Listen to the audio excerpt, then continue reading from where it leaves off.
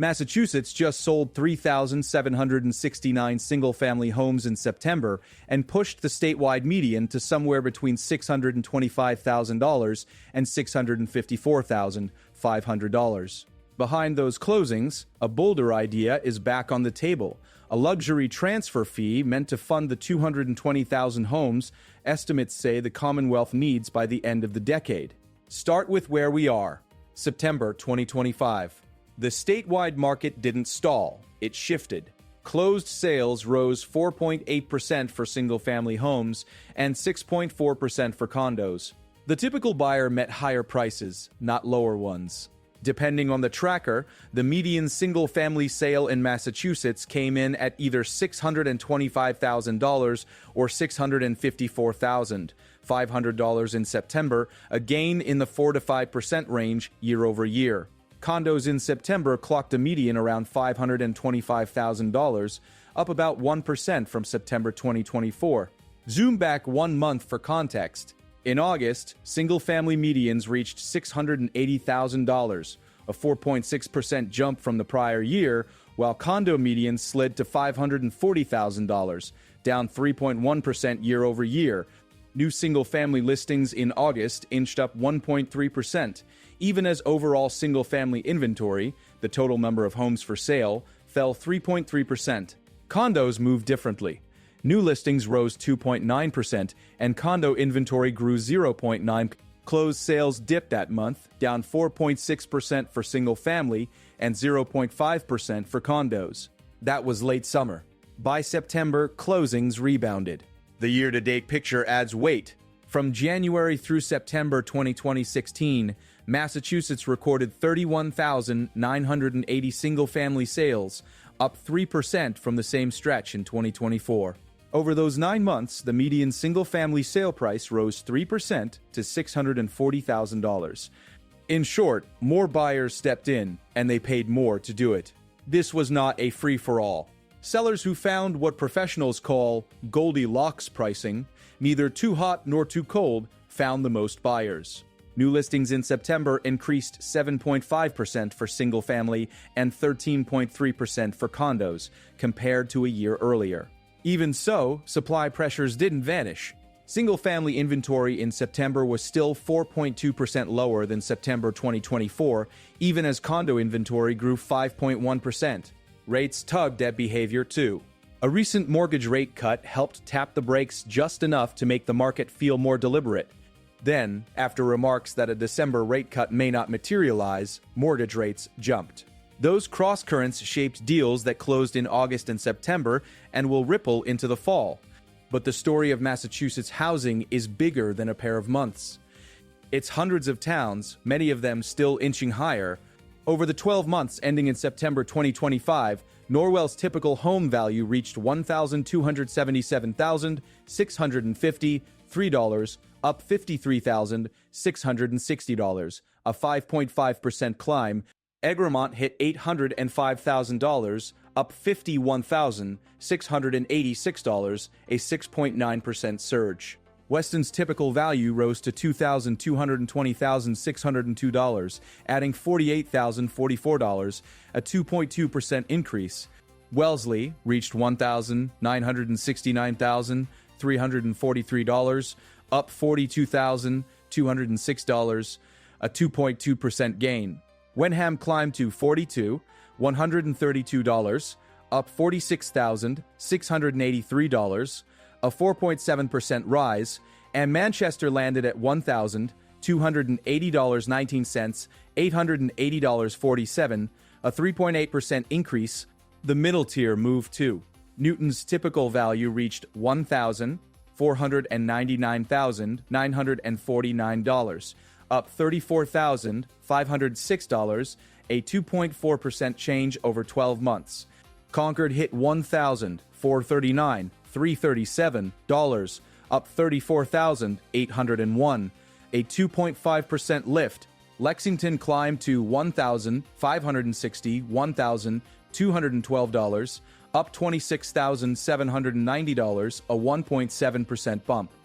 Boxford advanced to $1,477, up $33,762, a 3.3% rise.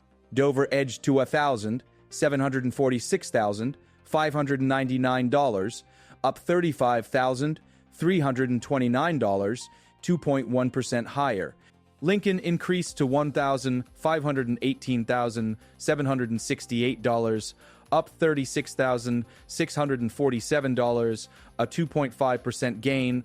Sherborne reached $1,209,864, up $35,985, a 3.1% move.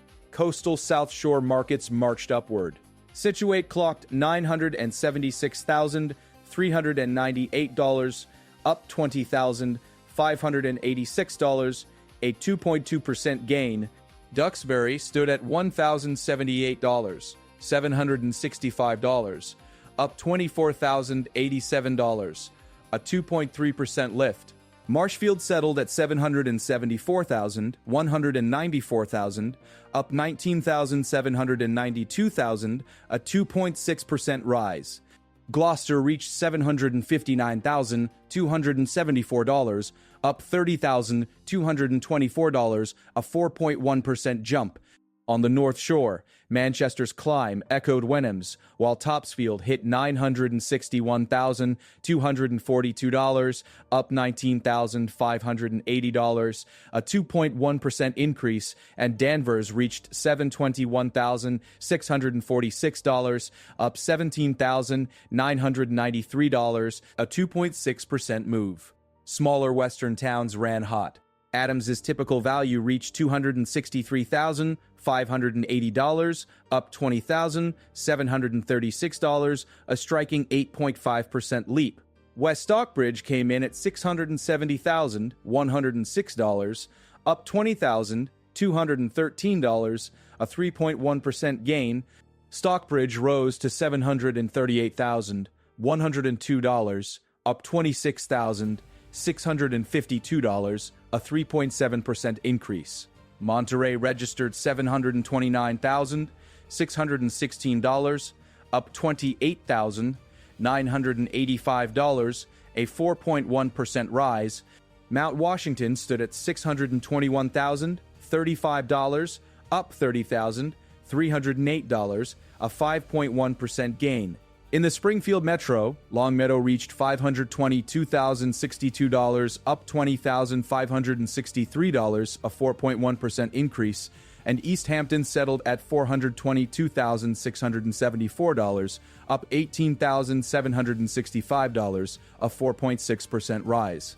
In the Worcester area, Grafton posted $600,841, up $17,485, a 3.0% lift, while Sutton reached $627,201, up $17,573, 2.9% higher, and Berlin landed at $655,085, up $21,575, a 3.4% move.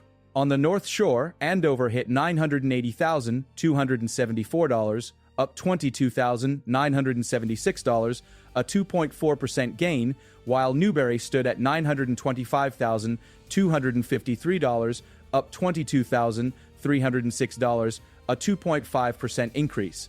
Across the Boston-Cambridge-Newton Metro, Needham climbed to $1,513,544, up $22,323, a 1.5% change. Newton and Concord's figures speak for themselves. Even pricey enclaves didn't stall. Weston, up $44 over 12 months, has added $2,165 in value over 5 years, a 59.9% increase. Wellesley added $640,686 in 5 years, a 48.2% climb. Duxbury rose $410,180 in that period, up 60 to 1.4%. Dover gained $554,678 over 5 years, a 46.5% jump. Lincoln added $515,631 over 5 years, 52% higher. Norwell stacked $368,108 over the same period, a 55.8% rise.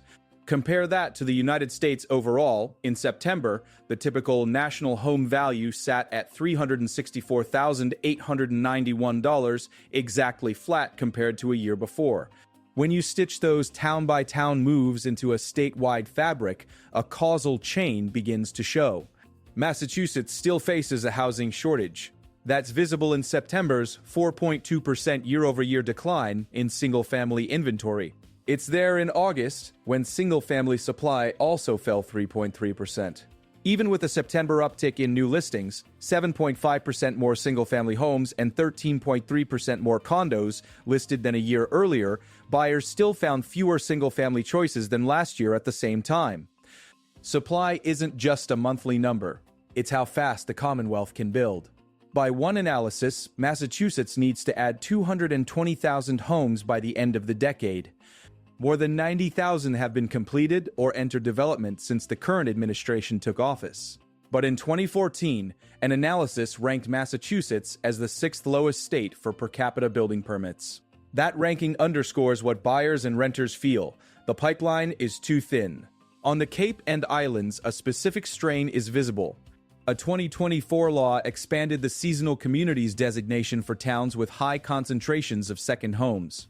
That designation opened opportunities, but without a dedicated revenue stream, leaders warn it won't be enough.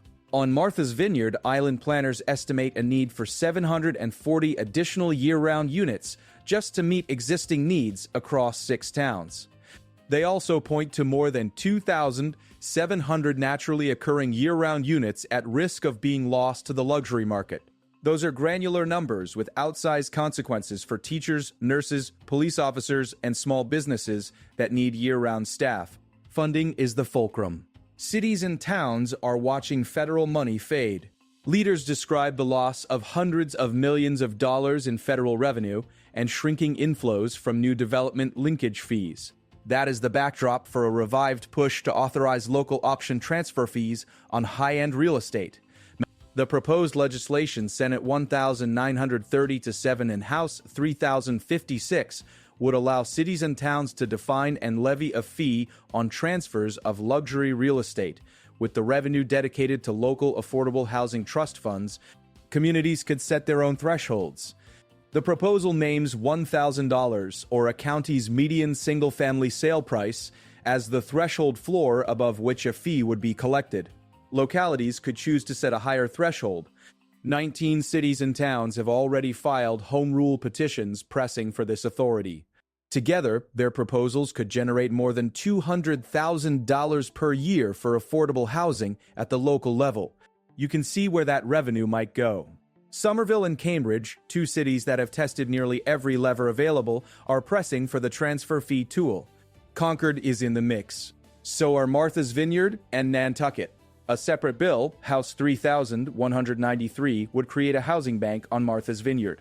Elected officials from Provincetown to Somerville are tying these proposals to the evaporating federal funds and to the seasonal communities designation, arguing that without capital, designations alone will not produce homes.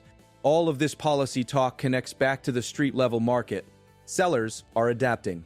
Balanced pricing isn't just a concept. It's what brings offers. In September, when sellers listed at levels buyers could absorb, buyers stepped in reflected in that 4.8% increase in single-family closings and 6.4% increase in condo closings. In August, when uncertainty clipped momentum, closed sales dipped for both segments, with single-family down 4.6% and condos down 0.5%. Through both months, agents saw 2 realities at once: multiple offer situations still occurring, and properties staying active longer than they did at the peak frenzy. Buyers are being told to be prepared and ready. Sellers who price competitively are seeing strong interest. Take the North Shore. In Wenham, values rose 4.7% over 12 months to $1,032. In Manchester, values climbed 3.8% to $1,289,884.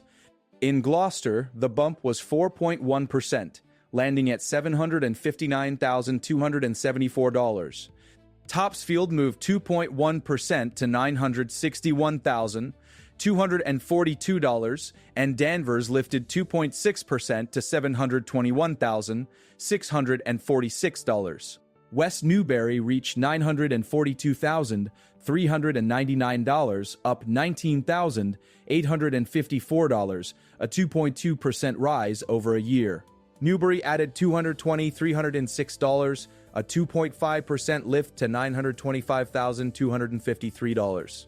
Boxford's 5-year gain has topped 49.5%, with a current typical value of $1,047,997. Swing to the Western Hills. Egremont's 12-month jump of 6.9% outpaced the state, bringing the typical home to $805,000. Adams climbed 8.5% to $263,580, one of the sharper percentage moves. West Stockbridge added 3.1%, arriving at $670,106. Stockbridge rose 3.7% to $738,102. Monterey notched a 4.1% increase to $729,616. Mount Washington's 5.1% jump to $621,035 stands out in the tiny town category. Look at Greater Boston's Inner Ring. Newton's typical value sits at $1,499,949, up 2.4% over 12 months. Needham is at $1,513,544, up 1.5%. Lexington stands at $1,561,212, up 1.7%. Concord's $1,439,337 marks a 2.5% increase.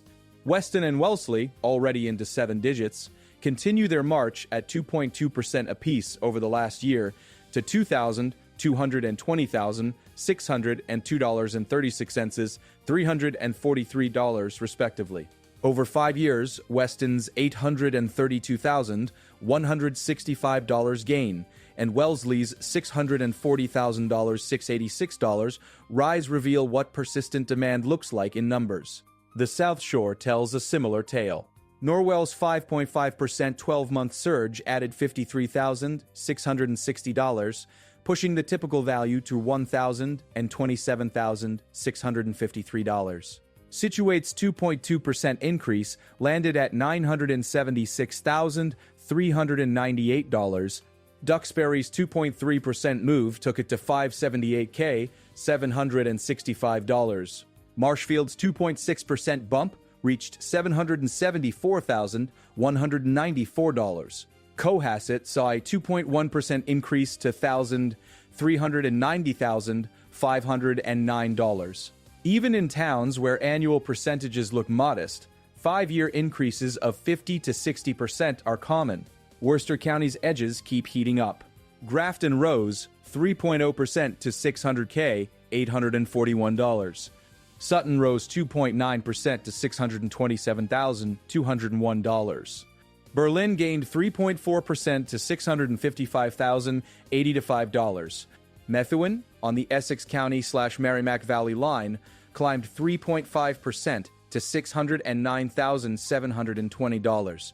Merrimack added 3.6% to $653,640. Lawrence moved 3.7% to $500,341. Ashland and Pembroke both posted around 2.8% gains at $667,142 and $648,314 respectively. In the Pioneer Valley, East Hampton's 4.6% 12-month move to $422,674 and Longmeadow's 4.1% rise to $522,060 to $2 underscore the spread of price pressure beyond Boston. In the Pittsfield Metro, West Stockbridge's 71.2% 5-year gain to $670, $106, and Egremont's 73.6% 5-year climb to $805,000 illustrate how deep the structural supply story runs. In this environment, the day-to-day market is simple and hard at once. In September, single-family buyers saw fewer choices than a year earlier Inventory down 4.2% even, though more new listings hit the market. Condo shoppers, by contrast, saw more inventory, up 5.1%, plus more new listings. Sellers considering whether to list now are being told two things at once. Multiple offers still happen, and patience may be required. Buyers are being told two things too. Be prepared and ready to make an offer, and stay diligent as properties sometimes linger. The rate backdrop adds another layer. A recent mortgage rate cut helped motivate some action, and notes about December cuts potentially not happening pushed rates up afterward. The tug of war between policy signals and buyer budgets showed up vividly in August's dip in closed sales and September's rebound. It will keep showing up in October and November numbers as buyers decide whether to jump before the holidays or wait. That decision is clouded by one more thing: what new financing tools cities can bring to the supply side. The transfer fee push is about timing and scale. With 19 cities and towns having filed home rule petitions, the appetite to test this tool is broad.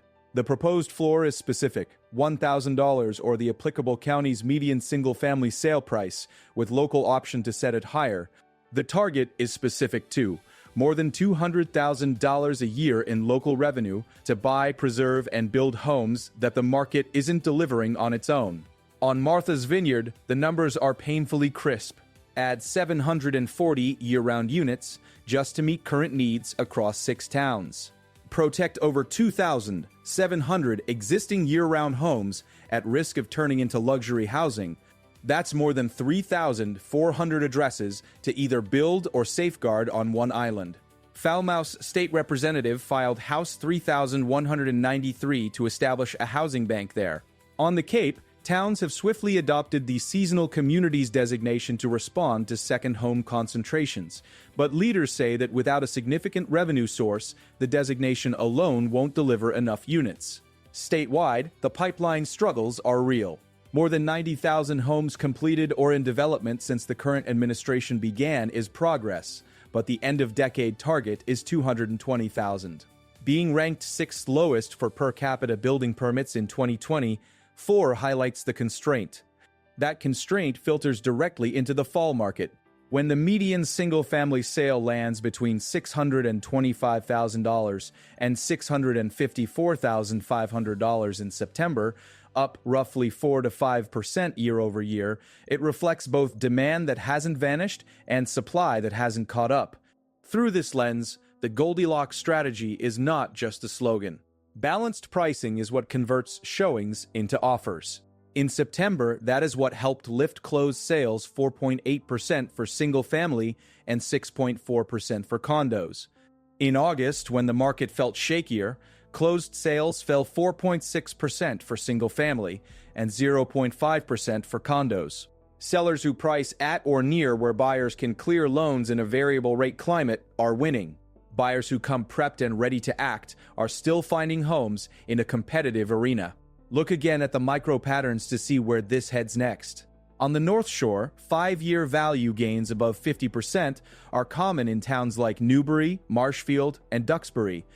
In Metro Boston, Weston has logged a 59.9% 5-year increase, Wellesley 48.2%, Dover 46.5%. In the Berkshires, Egremont's 5-year 73.6% climb and West Stockbridge's 71.2% move reveal how even smaller towns are not exempt. Across the Worcester Metro, Grafton is up 49.0% over 5 years, and Sutton 52.4%. Lawrence has risen 55.4% over that same period to a typical value of $500,341. Needham has added $486,630 over 5 years, up 407.4%. Newton's 5-year increase stands at $417,534, up 38.6%. Meanwhile, the United States overall is basically flat on a yearly basis at $364,891. That split Massachusetts generally rising, while national prices are flat speaks to local supply and demand more than any national headline ever can. In-state variation is wide too. Adams's 8.5% annual leap took it to $263,580, while high-dollar towns show smaller percentage moves but massive 5-year gains. In Lincoln, a $36,647 annual increase marked a 2.5% move to $1,518,768. In Weston, a $48,044 annual bump is just 2.2% but stack that on $832,165 over 5 years, and you see the long arc. That long arc is why the transfer fee debate matters. Proponents point to hundreds of millions of dollars in lost federal revenue and shrinking linkage fee receipts. They argue that giving cities and towns the option to capture a slice of luxury, transfers above $1,000, or the county's median single-family price could unlock more than $200,000 each year for local housing trust funds. 19 local governments are already queued up with home rule petitions. The bill numbers are etched on the docket: S1000, 930-7, and H3056. A separate proposal, H3000, 1903, would set up a housing bank on Martha's Vineyard, a place with 740 units to add and more than 2,700 to protect. Opposition exists, and the debate is not merely theoretical. The last legislative session did not include the transfer fee in the final law, even though an earlier housing bill carried it. This session, momentum may be shaped by a potential 2026 ballot question that would authorize cities and towns to limit permissible rent increases. The presence of that question on the horizon could change the policy climate for transfer fees. That's the political weather pattern hanging over a market that is, at the street level, unmistakably active. What does all this mean for the months immediately ahead? Signals suggest a more thoughtful market heading into the holidays. New listings posted year-over-year gains in September, up 7.5% for single-family and 13.3% for condos. Single-family inventory is still lower than last year, down 4.2% in September, which can keep prices firm even as buyers regain some leverage through balanced pricing. Condo inventory is higher than last year, up 5.1% in September, offering more choice for attached buyers. After August's dip in closed sales, September's gains show there is still plenty of buyer energy when the numbers line up. For sellers, the base case is straightforward. Aim for Goldilocks pricing. When a home is priced right, buyer interest is strong. That was true in September. For buyers, the base case is also clear. Be prepared and ready. Multiple offer situations are still happening, but homes can stay active longer than they did at peak frenzy, hinting at opportunities. Market activity did not freeze, it recalibrated. 2 watch items stand out, and both are time-boxed. First, the rate path into December. Remarks that a December rate cut may not happen were enough to nudge mortgage rates higher. Watch how that plays out in October and November closings. August saw closed sales down 4.6% for single-family and 0.5% for condos. September flipped to a 4.8% and 6.4% rise. The next 90 days will show whether momentum leans toward August or September. Second, the transfer fee pushed through the end of 2020.5. 19 cities and towns have filed home rule petitions, and the statewide bills S1000-937 and H3056 would set a $1,000 or county median threshold as a floor, with revenues flowing to local housing trust funds. If adopted, proposals from those municipalities could generate more than $200,000 annually. Pair that with the seasonal communities designation and the vineyard's quantified need testing neuters to add, 2,700 to protect, and you have a test case for whether new revenue can move the dial in the places most strained by second home pressure. Keep an eye on the potential 2026 ballot measure on rent increases too. Its trajectory could shape the legislative appetite for transfer fees. Under it all, the supply math stays stubborn. Massachusetts was ranked 6th lowest for per capita building permits in 2024. The target is 220,000 homes by the end of the decade. More than 90,000 have been completed or entered development since the current administration began. Those are tangible steps and a daunting gap. They are also the clearest explanation for why the median single-family sale in September sits in the $625,000 to $654,500 range, and why towns from Adams to Weston continue to climb. So the causal chain is this. Building has lagged, listings are only recently and modestly improving. Single-family inventory remains tight, prices drift higher, rates wobble, buyers and sellers become more deliberate, and policymakers look for new levers to fund what the market won't supply on its own. On the ground, that shows up as a house in Norwell listing at $1,295 and finding the buyer who watched values rise $53,660 in 12 months. It shows up as a two-bedroom in East Hampton, priced to move at $420,000 and catching the wave of a 4.6% annual increase. It shows up as a family in Longmeadow aiming for $520,000 because Longmeadow reached a $522,062 typical value after a 4.1% rise. And it shows up as a property in Gloucester finding its target near $760,000 in a town that jumped 4.1% over the year. If you're buying, your numeric map is clear. In August, the single-family median was $680,000 and condo medians were $540,000. In September, the single-family median landed between $625,000 and $654,500 depending on the tracker, while condos ticked to $525,000. New single-family listings were up 7.5% year-over-year in September. Condo listings were up 13.3%. Inventory was down 4.2% for single-family, up 5.1% for condos. Those are the lanes to drive in. If you're selling, those are the rails to price on.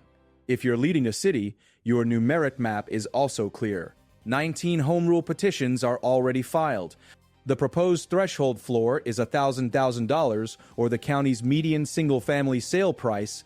Potential revenue tops $2,000 to $2,000 per year across municipalities.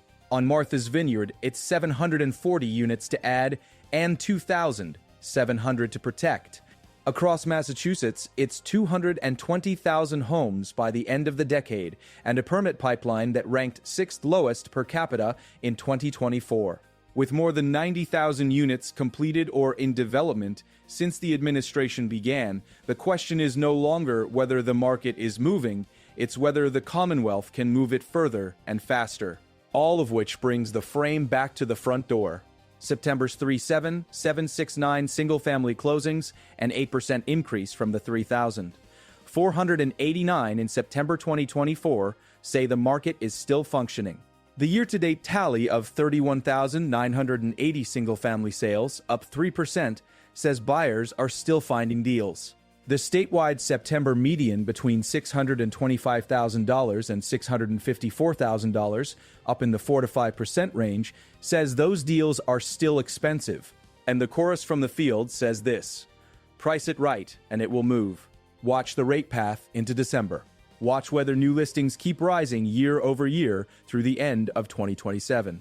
Watch whether single-family inventory remains lower than last year while condo inventory expands.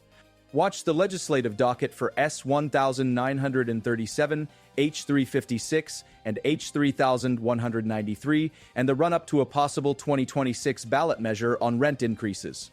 Those numbers and dates will tell you where Massachusetts housing is headed next. If this helped you see the road ahead, share it with someone watching the Massachusetts market.